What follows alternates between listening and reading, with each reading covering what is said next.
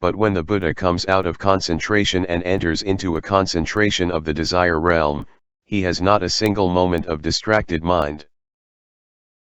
This is why he has no non-concentrated mind. Furthermore, according to the Sravaka system, when the magically created beings preach the Dharma, their creator, namely, the Sravaka, does not speak, and when the creator speaks, the magically created beings do not speak. It is not so with the Buddha. The magically created beings and their creator, namely, the Buddha, preach the Dharma together. In the Sravakas, the mind in concentration is necessarily different from the mind of creation, and when the Sravaka enters into concentration, he does not speak. The Buddha himself, while remaining in concentration, is able to preach the Dharma and to walk about. This is what is said in the Mtsi King, in regard to the secret of the mind. The mind of the Buddhas is always in concentration, but they are still able to preach the Dharma. Furthermore, distractions, fetters, doubts do not exist in the Buddha. Although he has no doubts concerning the Four Truths, the arhat often still has doubts about dharmas. The eternally concentrated Buddha has no doubts about dharmas. This is why he has no non-concentrated mind. Moreover, the arhat who still has traces of the disturbing emotions and is capable of regressing has distractions. The Buddha who, in his omniscience, has complete knowledge, has no distractions. He is like a vessel full of water where there is neither sound nor movement. The Buddha is the only person who can be called free of deception. He is the foremost of the three strong individuals. His mind remains unchanged in suffering as in happiness. All the characteristics of things, unity, multiplicity, production, cessation, interruption, permanence, coming and going are deceptions, the formation of a collection of falsehoods.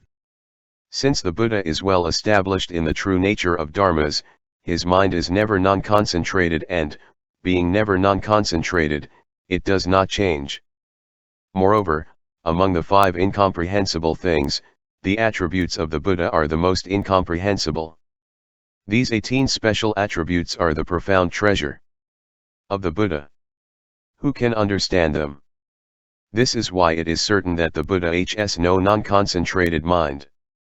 Although the Buddha enters into concentration, he does not have these coarse minds of investigation and analysis, and, having incomprehensible knowledge, he can preach the Dharma. The heavenly musical instruments make all sorts of sounds dear to the gods, and they do so while being without mind or consciousness by virtue of the merits acquired by the gods. If these heavenly musical instruments that are without mind or consciousness do such things, how could it be said that the Buddha, who is endowed with mind, cannot preach the Dharma? This is why it is said that the Buddha does not have a non-concentrated mind. 6. The Buddha has no unconsidered equanimity. He has no unconsidered equanimity. Beings have 3 types of sensations: unpleasant, pleasant, neither unpleasant nor pleasant. The unpleasant sensation produces hatred, the pleasant sensation produces love, the neither unpleasant nor pleasant produces confusion. Of these 3 kinds of sensation, the unpleasant sensation produces suffering, abides in suffering and destroys happiness. The pleasant sensation produces happiness, abides in happiness and destroys suffering. As for the neither unpleasant nor pleasant sensation, one does not know if it is suffering or if it is happiness. Other people who are of weak faculties experience the unpleasant and the pleasant sensations especially. But they do not feel the neither unpleasant nor pleasant sensation, they do not know it and have only indifference for it. They are fettered by the fetter of confusion. The Buddha, on the other hand, knows completely the moment of arising, the moment of duration and the moment of cessation of the neither unpleasant nor pleasant sensation. This is why it is said that the Buddha has no unconsidered equanimity. Question. But what is equanimity here? Is it the absence of suffering and happiness which is upekkha? Or is it a matter of the upekkha that is one of the 7 factors of enlightenment, or again is it the upekkha that is one of the 4 immeasurables? Answer. The absence of suffering and of happiness constitutes the twofold domain of upekkha, and the abandoning of this domain is also called upekkha. How is that? In the course of a neither unpleasant nor pleasant sensation, other people do not take into account, from moment to moment, the moments of arising, of duration and cessation of this sensation. It takes a long time for them to notice it. But the Buddha cognizes these three moments completely each successive moment. Upekkha is also part of the 7 factors of enlightenment. When the mind is completely balanced, when it is not sinking or being scattered, this is when equanimity should be practiced. In the moments of sinking, one practices the notion of exertion, and in the moments of distraction, one practices the notion of concentration of the mind. In some circumstances, the arhats and pratyekabuddhas concentrate their mind wrongly or excite it wrongly, and their equanimity is thus in disequilibrium. The Buddha, however, is never without completely cognizing the coarseness or the subtleness, the profundity or the superficiality inherent in the instantaneous minds. Knowing that, he is truly indifferent. Question.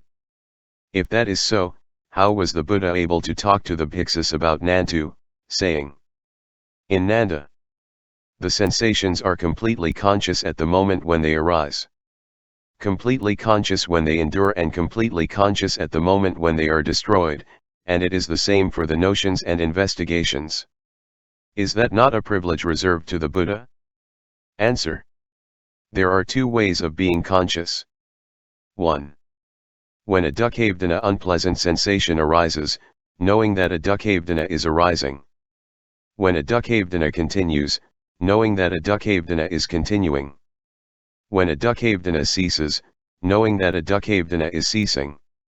When a sukhavdana pleasant sensation arises, knowing that a sukvedana is arising.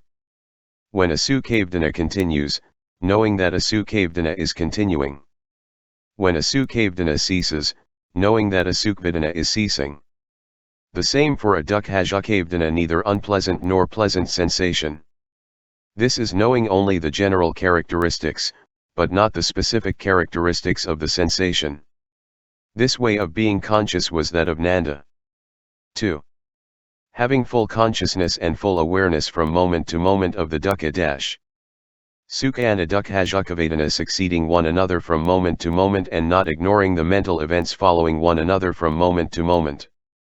This is the way of being conscious of the Buddha. This is why it is said that he has no unconsidered indifference.